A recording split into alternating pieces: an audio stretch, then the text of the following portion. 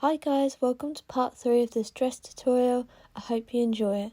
So next up today I'm going to be making the straps for the dress, and I've got these adjustable sliders, and I've decided that I'm going to go for silver because although I love the gold, the silver goes more with the tones of the dress.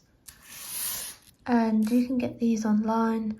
I got these off AliExpress, so they're quite affordable, and yeah, I'm going to be using them, and also this pattern for the straps. My pattern for the straps is approximately 3.6 centimeters wide and 90 centimeters long.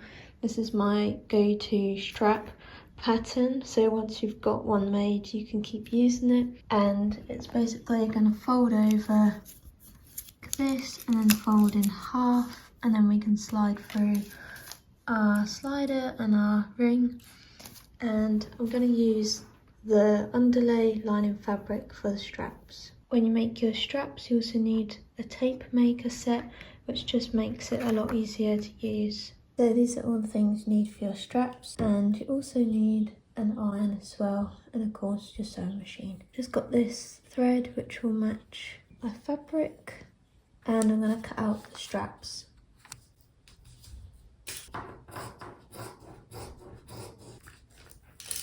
Now I've cut the straps out, I'm then going to get my bias tape maker and put the fabric through, so the wrong side up, and then you need to push it through. And then carefully you can just iron it down into place. And once you've done this, you can then fold your piece in half, and then you need to pin it down and press it into place again.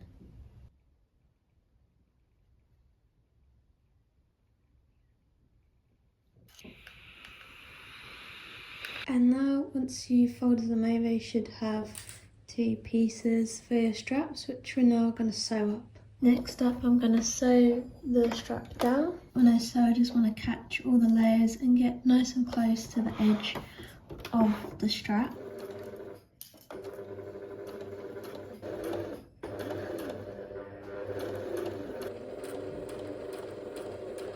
Once we've sewn the straps up, we then need to measure 9 centimeters on the end of each one.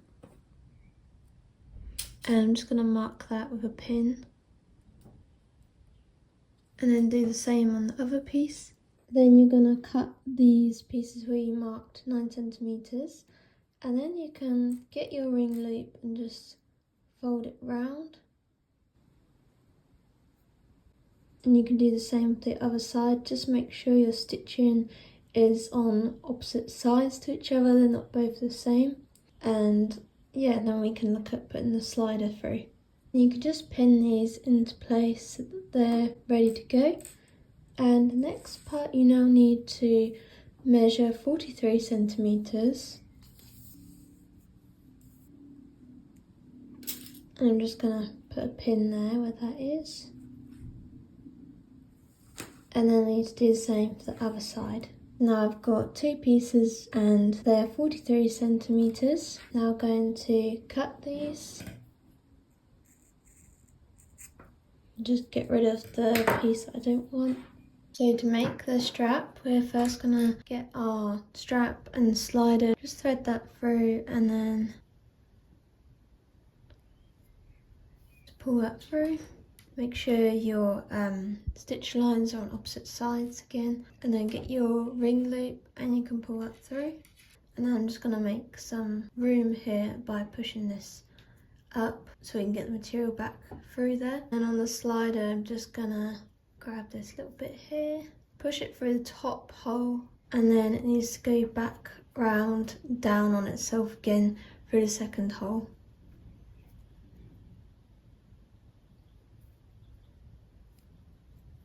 And then you can just trim the edge, trim the little frays off, and then we're gonna pin this down onto here, and we're gonna hand stitch this part down.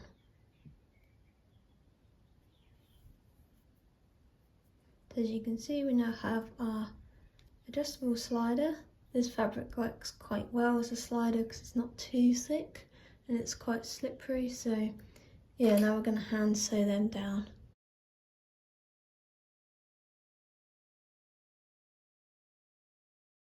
So I've got my fabric for the lining, which I'm super excited to start making now. And I haven't got loads of this fabric. I think I've got about a metre. I'm going to start with the front, which is going to be cut on the fold.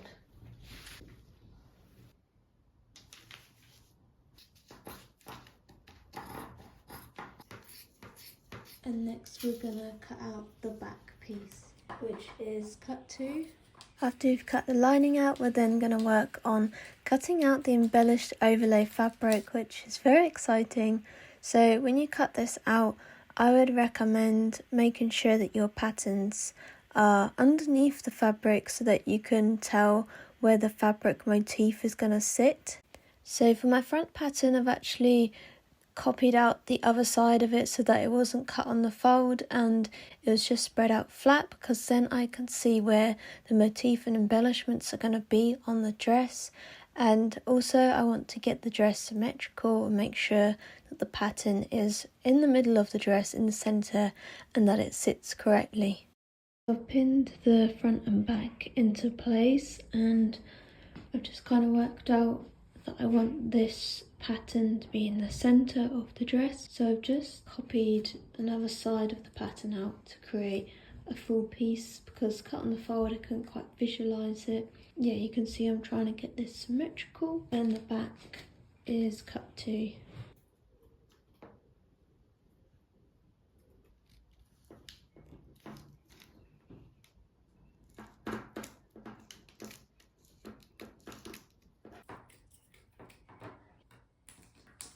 The overlay fabric can be a little bit tricky to cut out because of the beads can be in the way, so just take your time when cutting out. And once you've done that, it's now time to overlock your lining. So we're going to overlock the front and back pieces. Remember to always test your fabric before you overlock the real thing. So I've just threaded my new pink threads through. Just going to see how this goes.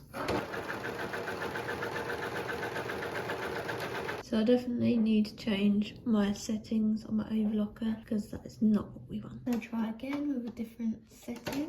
So this is my 3rd attempt and it's looking a bit better now. I've just used my setting for lining fabric. I think overlockers, you just have to keep testing them. But when you have a good setting for fabric, make sure you kind of make note of that, because then you can always go back to it and remember what settings suit which fabric. So I'm just gonna edit this slightly, and then I think we're almost there and ready to overlock. And now I'm just overlocking down the side of the lining fabric. And once you've overlocked your front piece on the sides, you can then do the same for the back pieces. So I'm going to overlock again this side here and the centre back as well. Now I've got all my pieces overlocked, I'm now going to pin them together, the lining, and then I can sew them into place. And when I pin these together, it's right sides together so they're facing each other. And I've also got these silk pins, which are really good for when you're working with like silky fabrics and satin fabrics. I'm just going to pin all the way along this edge here and do the same for the other side. I've now pinned these into place and I'm going to sew them up together using the 1 centimetre seam allowance. Now our lining has been sewn together, we need to give this a good press really, because it's a little bit wrinkled up at the minute. So yeah, I'm going to give this a press and then we can work on the overlayer fabric.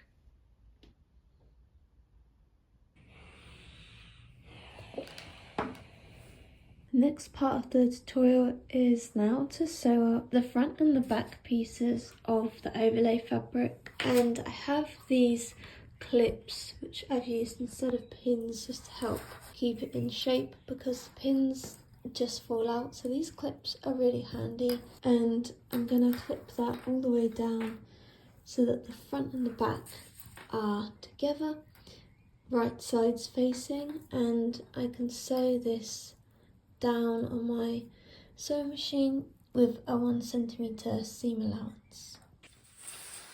I've now clipped this front to one of the back pieces and I'm going to sew this down. So I've started sewing on the mesh piece and I'm going to have to unpick some of these beads just to get the sewing machine through the actual fabric. I've got my unpicker and I'm just going to look at removing some of the beads. For example, this purple one here, that's going to be in the way, so I am going to have to unpick that and just set it aside in here in case I need to add any. And again, it's in the way here, and these little ones on the edge can go as well. Sequins will be okay, I think. The machine won't mind them, but obviously these big ones are not a good idea. Now finished unpicking the beads from this side of the dress. I've left a little bit at the end because I might leave that open, and now I'm going to sew this up on the machine.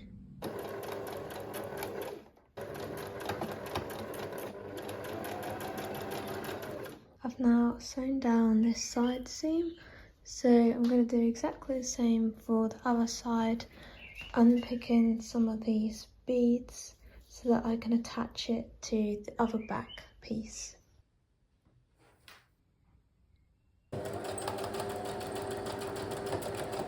I'm just showing you that I am sewing up the overlay fabric, and I am using a zipper foot, so I have less beads that I need to get rid of because of the zipper foot. And I'm up to about this point now. I did sew up some of this, and the clips are what's left to do.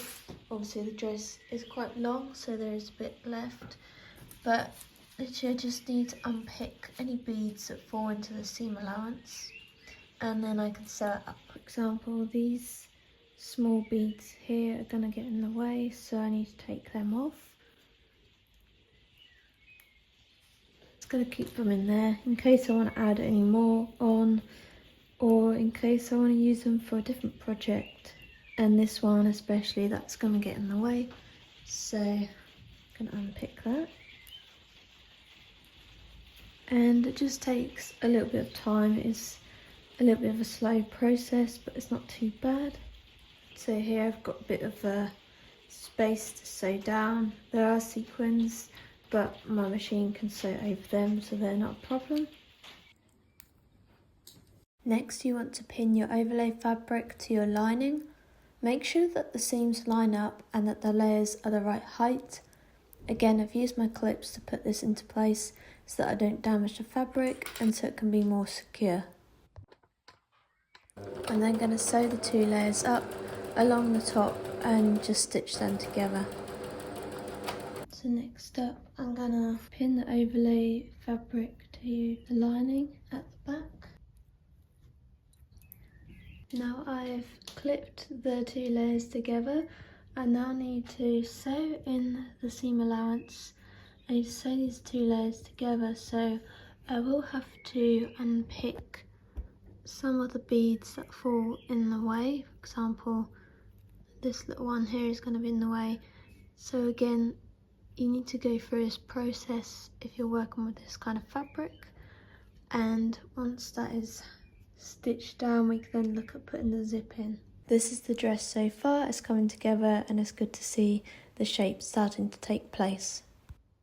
I'm now going to unpick some of the beads that are in the way for the centre back sides, and once that's done I can then sew up the 2 layers. Next up, we're going to put in the zip, and I've just measured up here 3 centimetres because we're going to fold this over 3 centimetres and attach the facing. And I've also moved my zip slightly over because on the toile it was like this and fits better that way. So I'm just going to measure where to put the zip in.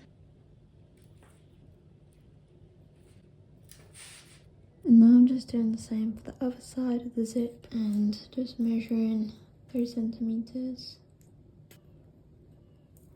First I'm going to hand tack the zip down and just quite loosely do this so I get an idea of the zip placement and make sure that it's in the right place. Now the zip has been tack stitched in and I've tried it on and it fits okay. I'm now going to sew up the zip but also remove any beads that are in the way. So I'm now going to unpick any beads that might be in the way. For example, this one I won't be able to sew down the zip fully, so I'm going to unpick that. And when I sew down the zip, I'm using the one-sided machine foot just to make it easier when I sew down, and that means I have less beads to get rid of on the other side. One side of the zip has been sewn down, and now I'm going to do the same for the other side.